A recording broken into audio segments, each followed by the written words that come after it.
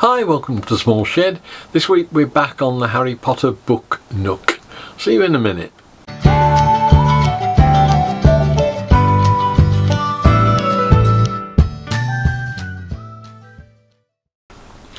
Now, when we left the Book Nook a couple of weeks ago, I'd printed all the parts out on the 3D printer for it and got everything sorted on that score. Now, in reality, that was probably getting on for a year ago, and that sort of all got pushed into the wayside. And you'll have noticed for many months of videos this mock-up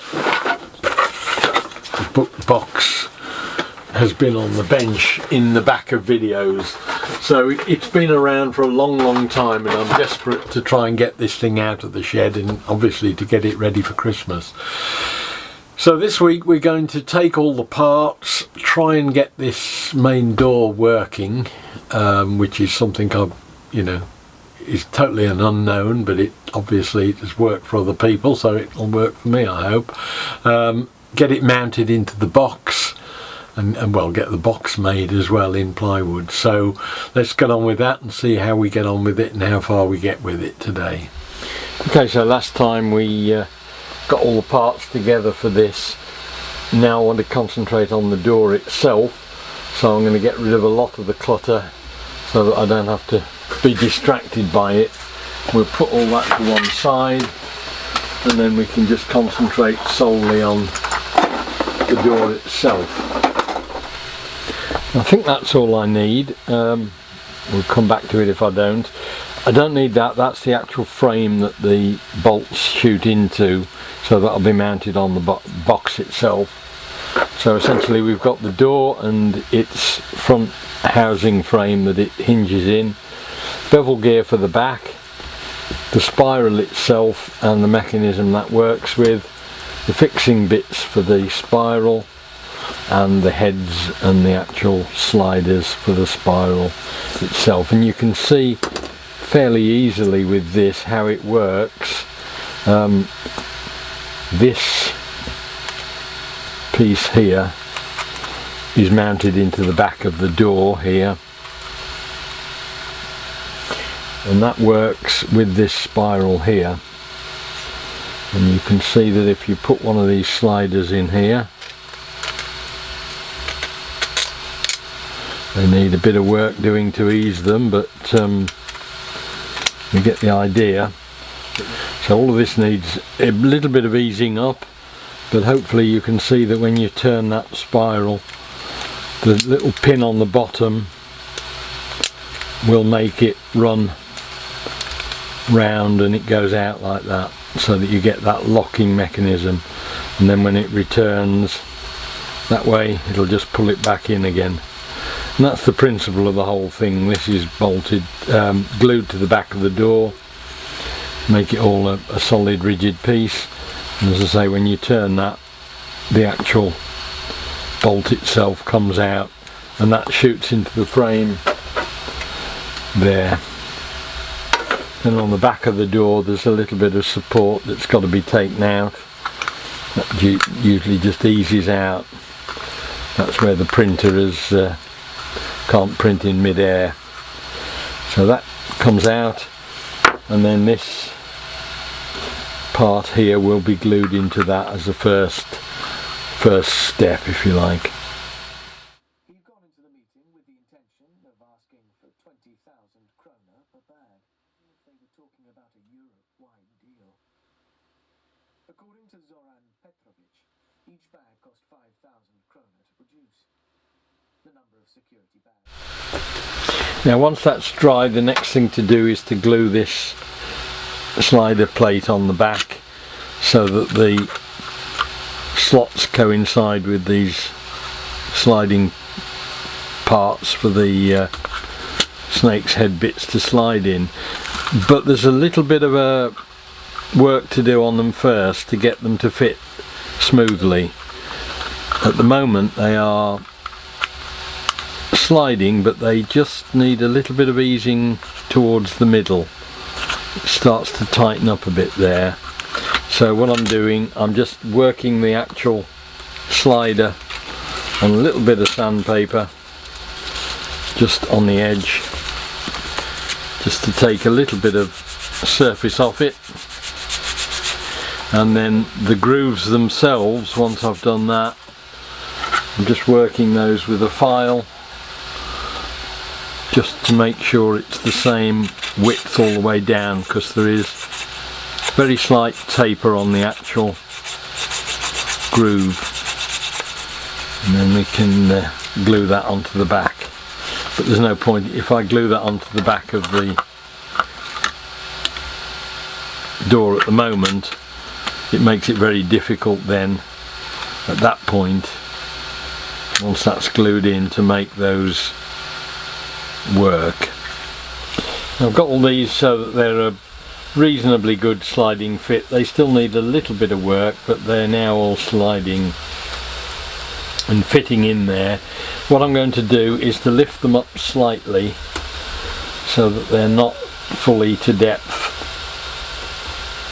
and then put some super glue on the back side so that we can then mount it onto the door, or onto the back of the door, and hopefully these will just act as spacers to stop it getting too far out of shape. At the moment I'm just going to put it down the sides and round the outside edge. I can flood this middle part with super glue afterwards, and it won't really be any great problem, but I just want to make sure that they're roughly the right position, because they move, you can get one that's very tight and one that's very loose. You can see there'll come a point when I will run out of places to hold it, but we'll see in a minute. Right, it's got that all the way around. Put that down on there, and we will drop that in position.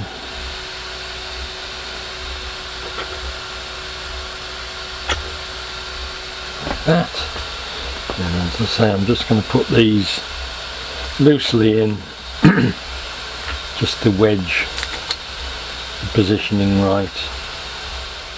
Just going to move it round a fraction because the slots need to be right in the middle. A little bit of leeway in it. Let the super glue from around the edges.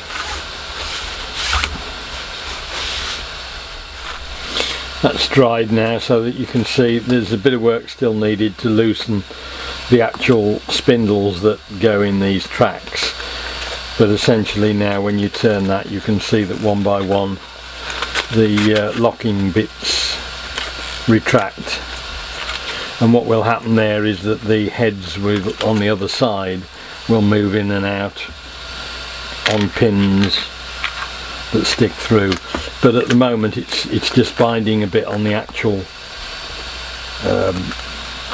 little pin that sticks out here. So I'm just going to ease those down, and we'll have it hopefully a working mechanism. Just found a little inconsistency in the rim of one of the spirals which was catching, and that's now resolved, so that now goes in and out nicely. So that's all working okay. As I say, I think it'll benefit from a little bit of Vaseline perhaps when it's assembled finally, but that's pretty much how it goes together. Now the next thing that goes on is a ring on there like a washer, and I've got a nut which just needs the bits of support taking out of the thread, and that should then, once it's done, screw into there, and we can effectively put the outside of it together.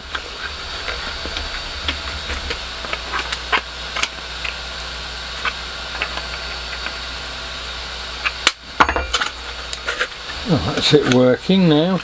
So the only thing now that's got to happen with the door itself is to glue the ring gear on, and that goes onto that part there.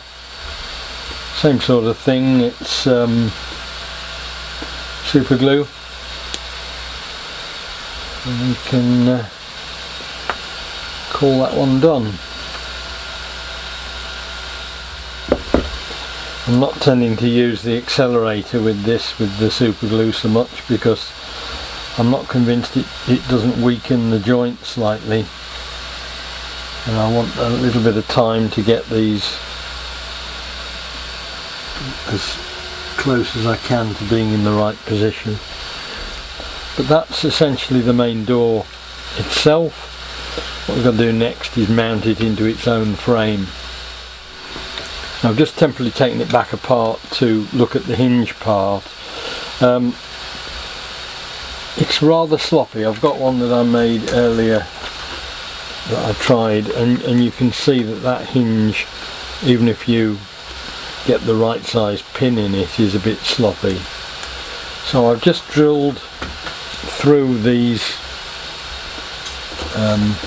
3 mounting points here with a 3mm drill, and I've got some brass rod, which is a pretty tight fit now through there, and that has taken me part of the way there, but there is still a bit of slop in it because there's a bit of space between the rim and the actual door itself. So what I've also got now is a couple of washers, and hopefully, if they're about the right size, can slip those in between into the gap, and we can get it as pretty much as tight as we can.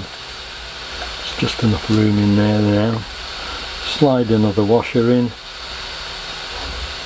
hopefully get it in the middle, and then that goes through there, so that we've now got a door which has got the minimal amount of slop in the hinge.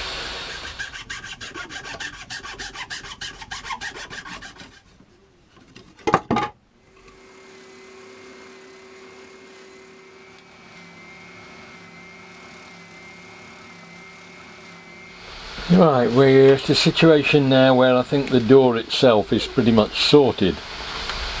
I've set the frame into the front. I've got to glue that in, but I'm waiting until the last minute to do that. And I've also got to glue that surround to it. So the only thing I've got to do to that now to make it work is attach the winding mechanism on the back. But I'll get onto that once all this lot's mounted. But I think that's a pretty satisfactory state to be in now. We've got the door working properly, and that's pretty much the key to it all. The rest of it is all cosmetic. This is the bit that's got to work. I've sanded the rivets off the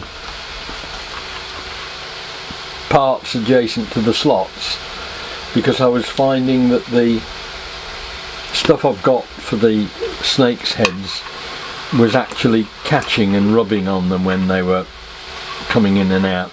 You won't see it once they're on, but it just means that they'll slide in and out more easily without getting caught on those rivet heads.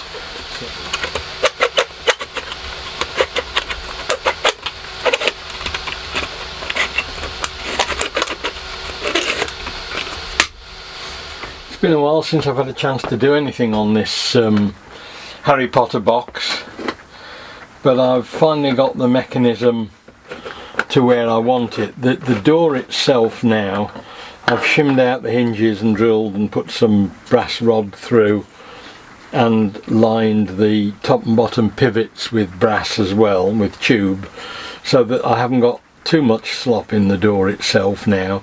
It just shuts to without any great amount of problem. But I've also put in the opening mechanism now, and I've just given it all a bit of a squirt of WD-40 to just loosen up some of the tightness on it. And I think I'm now in a position where we've got the door in, ready to mount into the front panel. It shuts nicely, and if we put there will be a key that will specifically turn in there that is specific to it. but that turns now quite smoothly and locks that door up, and at the same time all of these snake heads will be opening, so that once it's shut you won't be able to get the door open. As I say, all the snakes will be on the front, and you'll need the special key to come in the side through a little hole, and that will again just release the cogs. All the mountings are now glued on. I'm going to actually fix this ring in place because at the moment it's still just wedged in, and then we can think about then moving on to the next stage, which will be doing all the inside, detailing it, painting it, putting the electronics in and things like that. But quite a leap forward, just purely and simply because of sitting down and actually getting the bench clear and getting back onto it. Okay, that's got the sides and the front glued to the bottom of the Harry Potter box. I'm leaving the back at the moment because I'm not quite sure how I'm going to tackle the access to batteries and things like that for the lights inside it. And there's also a lid to go on. The lid I will probably screw down, put some battens around and screw down to that. The back, not quite sure, may well do the same, just have battens that we screw to. But I will need access, I think, to be able to get a battery pack maybe, or I may put a charger point in and just plug in with a separate power supply. Right, that's got the box pretty much done now. I've put some oak pieces in to take the lid, which will recess in, and the back, which fits flush with the rear of the box. Those will be screwed in afterwards. The door is now glued in properly, so that is now ready to function. It's got its side entrance thing done on it, so that's now easily working. So I think that's as far as I can take it at the moment. I think I'm off now inside to go and paint the reptiles. Right, so I'm going to call a halt on it there. That's the box made and working. All the mechanical bits are functioning, I think. It's now really a matter of getting all the inside bits prepared, painted, and sorting out the snakes that actually move in and out when you open the front door. And that's probably got a little bit of work involved in it, but we'll worry about that on the next video, I think. Hope you enjoyed the video. Look forward to seeing you next time. We'll be hopefully doing something different in the shed. See you then. Bye.